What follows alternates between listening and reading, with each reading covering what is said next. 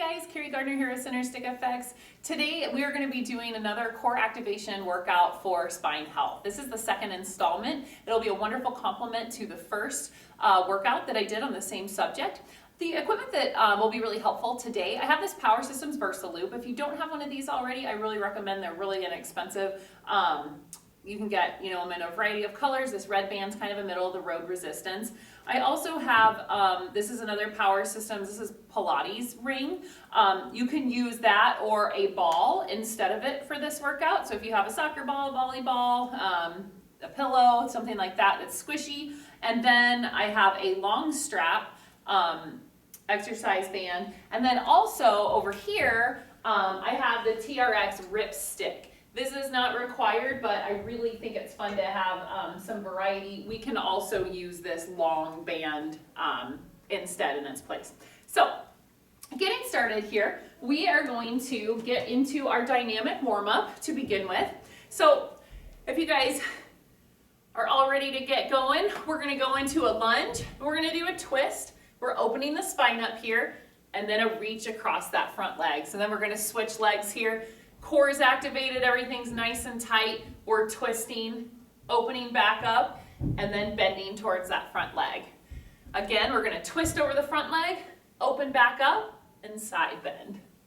I really like this one. It does a great job working us through multiple directions that the spine moves in. We're getting our rotation here. We're getting lateral flexion. Think about how your hips are positioned while you're in your lunge. I don't want to see your hips popping out to the side, so if you're squeezing your glutes together, then you have a really nice base of support, keeping those external rotators of your hips firing. We're going to get a couple more here. Nice reach, twist, twist, reach. Last two. And last one here, twist, twist, reach. Great. Now we're going to go into the figure 4. So you're standing here in a numeral 4. When we sit back, I want you to reach back with your glutes and don't let this hip pop out to the side. So really sit towards the leg that's folded over. Then we're going to stand up and we're going to switch legs here, sitting down into the hip of the folded over leg. This is warming up our glutes. We're warming up our quads. We're getting our IT band's nice and stretched out. As always, I am forgetting to start my Apple Watch here. Get credit for my workout. This is going to become a running joke with us. How long does it take for me to get into the workout before I remember that I've forgotten to start it? All right, a couple more here. And last one. All right, now we're going to go into that hip hinge. I'll stand sideways so you can see. What I'm going to do is I'm hinging over. There's a slight bend in my knee. I'm opening up this hamstring. I'm going to swing the leg through, and then I'm going to switch sides. If you're doing these on your own, you can travel across the room. Since I'm staying here in front of the camera for you guys to see, I'm going to stay stationary. And then I'll face you guys as well. So we're leaning down, swinging up, taking that nice step in. Nice swing. Great. So you can really feel this is opening the hamstring up when we're bending over. Then we're activating it to stand back up. So that's the point in dynamics. Dynamics are an activation and a release of the same muscle group, alternating back and forth between the activation and the stretching. Couple more here.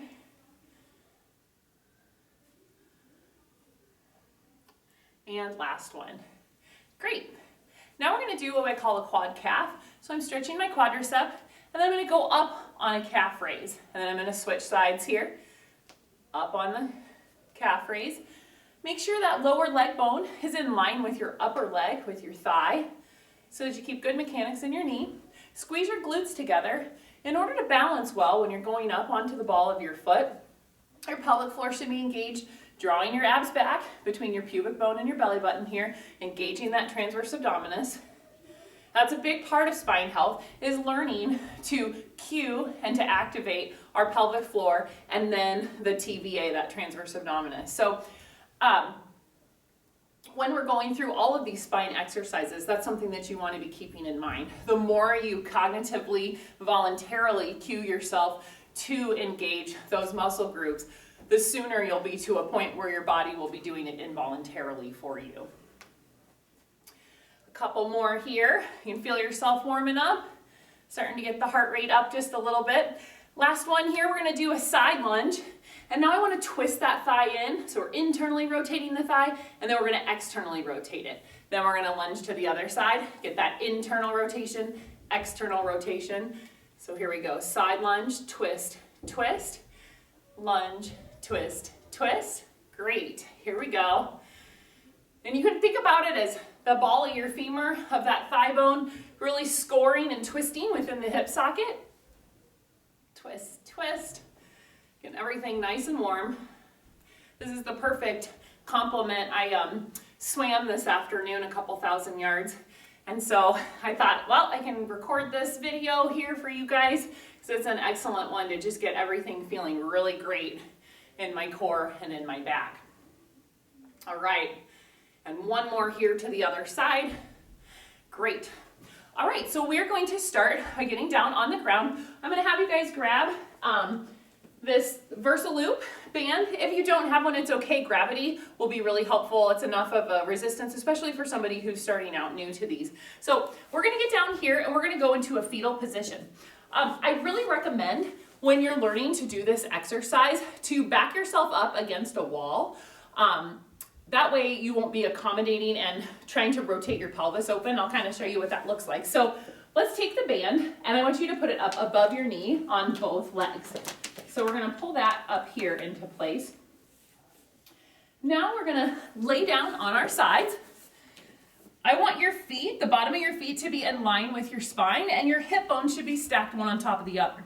So if you were leaning against a wall right now, your feet would be on the wall and your back would be pressed up against the wall. That way, or the base of a couch too is another really helpful place, especially if you're in your family room doing this in front of the TV. So you're opening that clamshell up and closing. Notice my feet are staying together. So this is a rotation exercise. We're really targeting here. You can feel it in your piriformis, which is the muscle here in the side of your hips. So we're opening and closing. We're going to go for 15 of these. A big part of low back health is having our hips function properly. When we start having problems with our hip abductors and external rotators not firing when they're supposed to, we end up, instead of having good hip extension and movement, we get spine rotation to accommodate for that. And that can cause a lot of issues in the low back. So one of the best places to start for getting spine health is actually working your hips. Couple more here, 14 and 15. Great. So now we're going to swing our hips over to the other side. Same thing, we're setting up. Our feet are in line with our back. Your side lying position, hips stacked one on top of the other. Make sure as you're opening and closing the clamshell, we are not opening up your pelvis. So I don't want to see you rolling open like this. I really want it to be all in the hip, so you should really feel it here in the side of your hips. We're going to have just a few more here. So we're mostly with these exercises that we're doing for spine health, I shoot for 15 to 20 repetitions. For today's purposes, while we're doing these together, I'm going to do 15 each direction or each side of the body, and then 2 sets of each exercise. I think this is around 14. We're going to 15. So now we're going to switch over to the other side. Anytime you're doing corrective work where you're having neuromuscular re-education that you're trying to achieve, long repetition sets are what are important because we really want to establish a neural pathway from your motor cortex into the activation of the muscle that we're targeting. So more exposure, more impulses being created along that neural track, the better your body is going to be at remembering and activating the muscle fibers. The other interesting thing that happens with muscle fiber activation too, the more you insist on an impulse traveling along a certain pathway, your body will do what's called myelination of that neural pathway, which is giving a lubricant to the nerve so that the impulse travels quickly. So by activating and doing repetition, and here we're going to switch to the other side now, we're actually stimulating that myelination to occur. So there really is a purpose to doing these more tedious, long sets of things. It's very important, especially when you're trying to get new fiber recruitment. Most of the time when we have weakness in a muscle, it's that part of or a percentage of the muscle fibers just aren't being activated anymore. So your first 6 weeks in any new workout routine or any new corrective exercise, it's truly like a neural adaptation that is occurring before the muscle cell even starts to grow. It's getting more and more fibers to kind of wake up and be ready to do their job for you. And remember not to let that hip open up. So we're opening. Couple more here. I really feel a good burn now.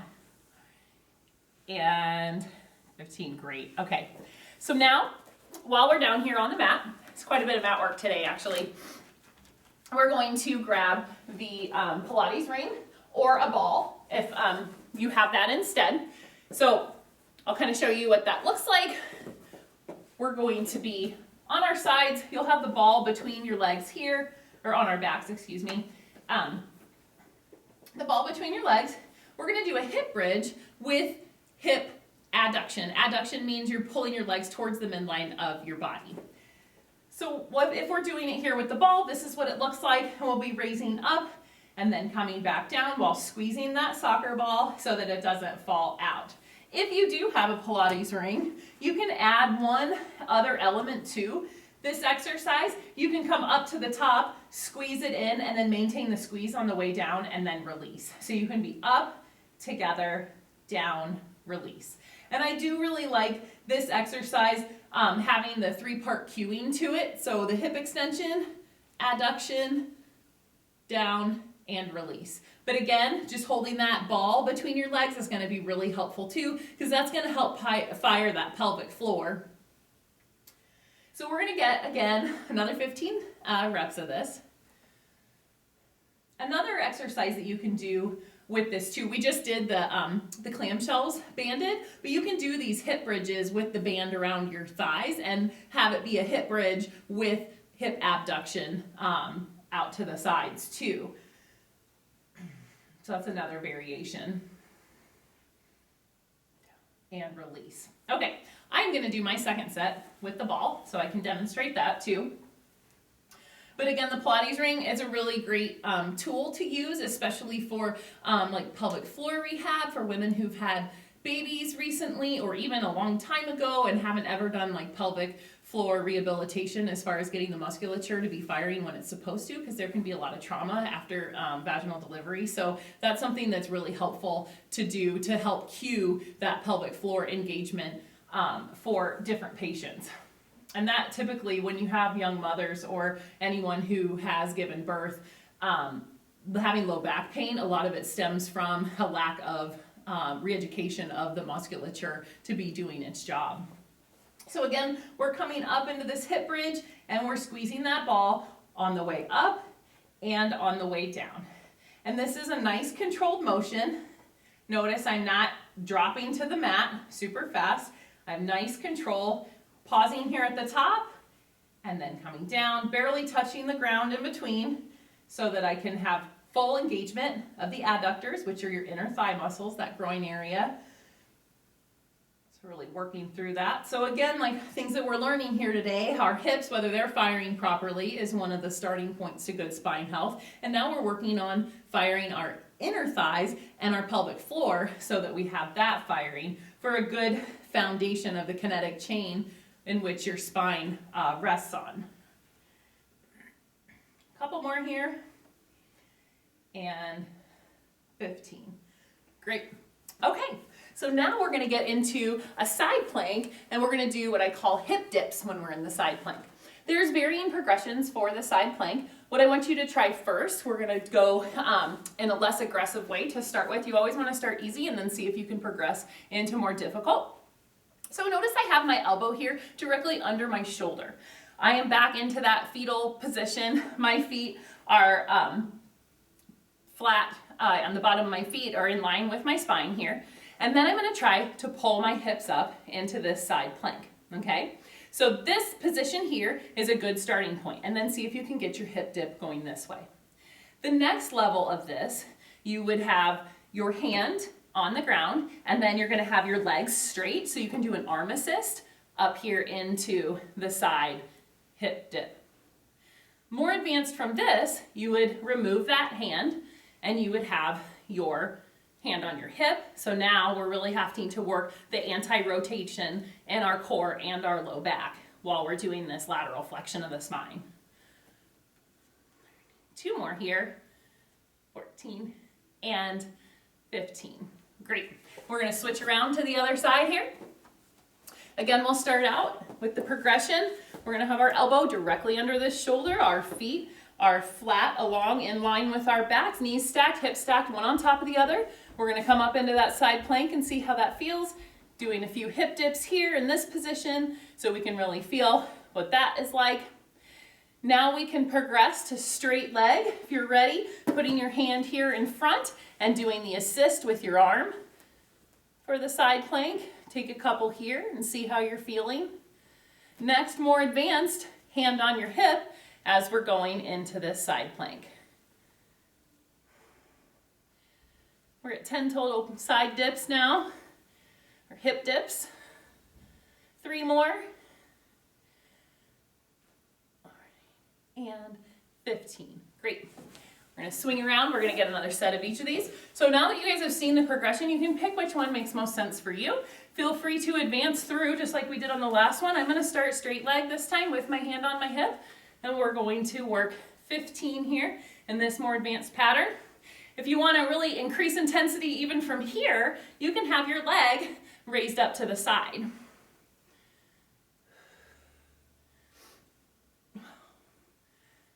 $13, 2 more here, 14 and 15. Okay, and then switching to the other side. Again, start where you're comfortable. I'm going to have my legs straight, hand on the outside of my hip. We'll get these going. 3, 4, in order to go more advanced, get that leg up. 6, 7, 8, 9, 10, 11, 12, 13, I really have to work on these, 14, I'm strong on this side, and 15, great job. All right, now we're gonna be progressing into the stability ball back extensions with cobras. I did not mention that at the beginning, but the stability ball is also going to be another one of the pieces of equipment that will help. You don't have to. You can be flat on the mat. So I will demonstrate what this looks like on the mat with no band.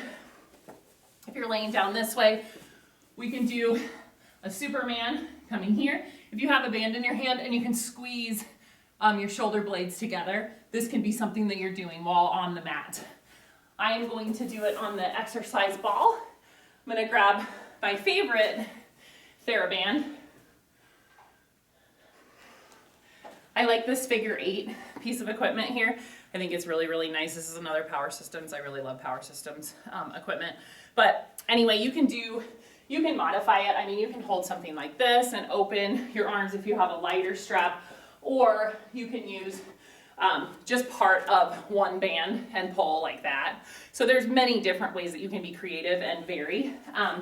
But I'm going to use my favorite one here, this figure 8, and I'm going to grab this ball. I'll face the camera for this one. So my feet are going to be spread in a V behind me. I'm going to grab my my TheraBand here. I'm rolling over the ball, and as I come up, I'm going to squeeze into that rhomboid fly. So I'm squeezing my shoulder blades together here. We're at 3, 4, 5, 6, 7, 8. This one's great. I'm activating my entire posterior chain here. 10, 11, 12, 13, 14, and 15, and rest. What I like to do if you have the exercise ball for this in between sets, I like to roll over and kind of let my low back just kind of open up here so you really feel some good traction happening. If you are on the ground, I recommend you going into child's pose. This is what child's pose looks like. It's when you put your bottom back on your heels, really opening up your low back here. Now we're going to go into that second set. So again, feet in a V, our TheraBand ready to go, and we're going to come up. I'm squeezing my glutes as I come up. I'm holding those like nice posture. My abs are tight, my legs are straight. So I've got my shoulder blades, really recruiting those together. I'm trying not to shrug my shoulders as I come up into this position, so you don't want to see a shrug happen. You want to leave lots of room between your ears and your shoulders. So you don't want that space to get any closer. You definitely feel this after a swim. 2 more here, 14 and 15, great. All right, next exercise up, we're gonna be doing a kneeling resistance band push-pull anti-rotation exercise. I'm going to pop this ball back up in the rack so we don't have it rolling around while we're doing these. I will demonstrate this exercise here. So it'll be really helpful if you have a banister. You can tie it around. So what I'm going to do is I'm going to just slip through the band here and just make a nice little slip knot. So I'm coming out into a kneeling position. Okay. Next, what I'm doing here, so right now just holding this band here, I can feel my rotators of my right side of my spine, the side closest to the post, having to fire to keep my body from rotating over this direction. Okay, so what we're going to do here, we're going to stay in the stable isometric position, meaning there's no change in range as far as rotation goes, but I'm going to straighten my arms out and then bend them back. So I'm pushing and pulling, and this is anti-rotation, so the longer my lever arm gets, if you guys remember from physics class, the higher the force production that is through that rotational point. So it's much more difficult with the long lever arm, and then here back to short lever arm. So you're pushing and then you're pulling back. We're getting that push-pull anti-rotation. I really feel it in the low back that's closest to the anchor point, and then I feel it here in my external obliques and my internal obliques on the other side. Great job, guys. 14 and 15. Now we're going to switch. We're going to go the other way, and I'm going to angle myself out this way so you guys can see me from the side as well. Okay, so we're going to reach here. I'm doing that push-pull. And now I'm feeling it in my low back on the other side, so it's the side that's closest to the anchor point now. I really should be more perpendicular to it, so I'm going to have my back to you just a little bit. So you can see how I'm really holding. My hips are up underneath me. 13, 14, and 15. Great. Now I'm switching back to facing you guys while kneeling here. Again, getting that push-pull in. 4. Isometric exercises are really important to be part of your repertoire. Isometrics are the safest form of exercise that you can do, especially when you're rehabbing or prehabbing something before surgery. So you're activating the muscle group without going through a range of motion. Most times you can be a lot more pain-free in this range. I always recommend that people do what's a pain-free range of motion. I never want people to push through pain. If you have pain, I like people to try to find out where does that pain begin. If it hurts from the beginning, don't do the exercise. If you notice when you get towards the end of your range of motion, that's when it starts to hurt. I like people to come up to before the stimulus of that pain and work in that pain-free range of motion to try to activate the muscle group, and then progress farther and you'll see that your range will get bigger and bigger over time. So that's something really important to think about. Like, you always need to find what's a safe and pain-free range for you to do for any exercise. If you feel something pinching funny, like there probably is something that's going on in it. Okay, so again, we're getting that push-pull.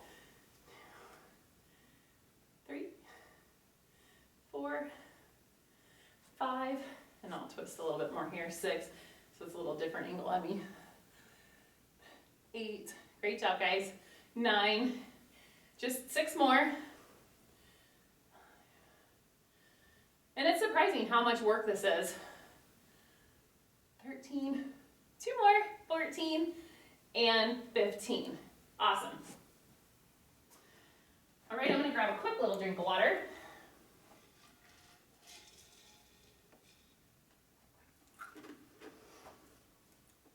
All right, now I'm going to show you guys the rip stick exercises. All right guys, here I have my TRX rip stick. How I'm going to use this, this exercise, what I'm doing is I'm going to use contralateral arm and leg. So that means my opposite, the leg that I have forward, I'm going to have the rip stick on the opposite side of my body with that arm. Okay, the other arm's just kind of be in the stabilizer. So you can see I have my left, my right leg forward, my left leg's back. I want to make sure that my pelvis isn't opening back towards the post of my anchor point. Now I'm pushing into this chest press here, and I'm actually going to come a little bit closer to you. So I'm pushing, and this is again another anti-rotation exercise. You can do this one with the TheraBand in just your left arm, the same band that we were doing before. So this can be a single arm exercise as a variation for you at home. I know most people probably don't have the rip stick, but it's such a great piece of equipment. I just wanted to demo. 14 and 15. Great, so now we're gonna switch other side. Now I have my left foot forward. My right arm has the anchor point on that side of it. So again, getting into this nice push. 3, 4, 5, 6, 7, 8. So this exercise here, again, it's an anti-rotation of your core. It's also chest engagement. I'm really working those internal and external obliques in my abs. 1 more here, and 15. Great. Now I'm going to go into, well, we'll keep going here. We'll get both sides twice. And then I'm going to show you guys an addition that we can do to this. This one now, we're going to add a rotation to it. So we are going to be pushing and rotating at the same time. So now I'm rotating with it. So you can see I'm getting this rotation. So instead of being a stable push-pull, I'm now turning through. This is excellent for your baseball players and softball players, especially going in the direction that's opposite of what you swing at to really help rebalance your body. I recommend for baseball and softball athletes to do these only on the side in the direction that's opposite to help to rebalance their spine, because they're constantly, a right-handed batter is constantly cranking over their left hip. So I want them to do these exercises to open up that side and to strengthen, to counteract the other side. So we're gonna switch back to my left forward using my right arm. Now I'm getting that rotation. So we're getting that twist, twist. So if you have an athletic event that you do that you're really one-sided, same thing with tennis, if you're always serving with your right arm, then you want to do this work going left over your right hip. So it's the same type of thing. Those overhead athletes really have to think about the pattern of movement that their bodies are in on a consistent basis and try to keep themselves balanced. So if you do maybe 2 sets on one side, only 1 set on your dominant side for your sport. All right. The next one that we can show you is going to be a pull. So it's the same type of thing, but we're doing the pull instead. So just then we were really working abdominal rotation. Now this is going to get, the pull is going to get the posterior chain, and we're going to be firing up the rotators in your back. All right, now I have you in the position for doing our pull version of the same exercise. So we're going to start with that right leg forward, left leg back, and then we're going to pull. So we're getting that lat pull. Again, this will be just your left arm if your right leg's forward, if you don't have the rip stick. So I'm getting that activation here of my spine rotators with the push-pull. 14 and 15. Now we're going to switch sides.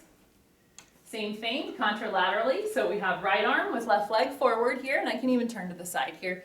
It's good so we can see. So you're pulling this way.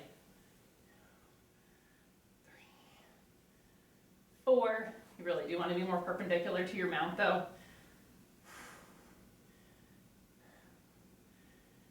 more here. And rest. Okay, so now we're going to add the rotation to it just like we did on the anterior side of your body. So we're getting that right leg forward, left leg back. Now we're rotating with the pull. So I'm getting that rotation with the pull.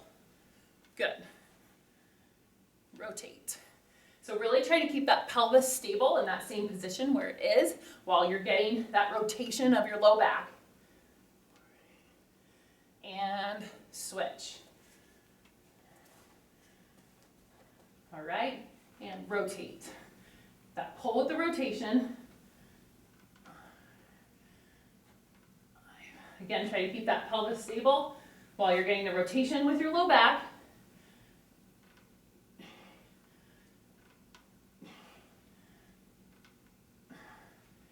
Couple more here.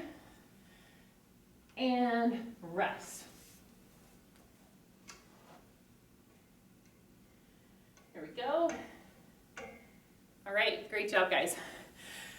Now to wind down, we're going to be getting down, do a little bit of mat work with some stretching. I'm going to get us down on the mat, and next thing we're going to do is some cat-cow.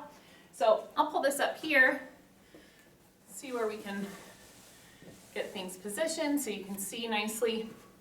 Okay, cat-cow, we're going to get into a quadruped position here. We're on all fours.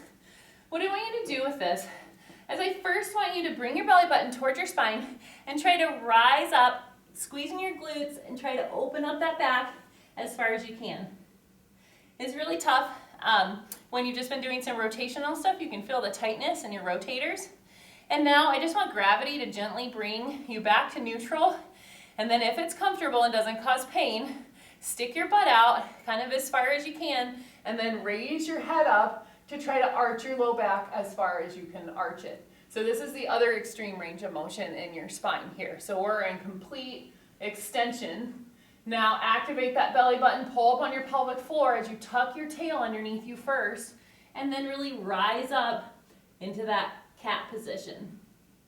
Tight, tight, tight. Everything squeezing your glutes, squeezing your abs, squeezing your pelvic floor. Now gently relax and start with your tail, sticking it out first as you're allowing your body to open up, raising your vision to the wall and now up toward the ceiling as far as you can here. And now tuck, tuck, tuck again. Everything's tight, pelvic floor is engaged, abs, glutes. And now we're releasing, looking back up. And you can feel as your spine starts to loosen up, you can start to take it with a little bit more speed. But I always start out very gently so you can really kind of size things up and see how's your back feeling right now. You always want to do things that are comfortable and at a pace that like you can maintain. Like don't go fast because somebody else is. Slower is always better to start with. And this isn't anything that you would ever build any speed up with anyway.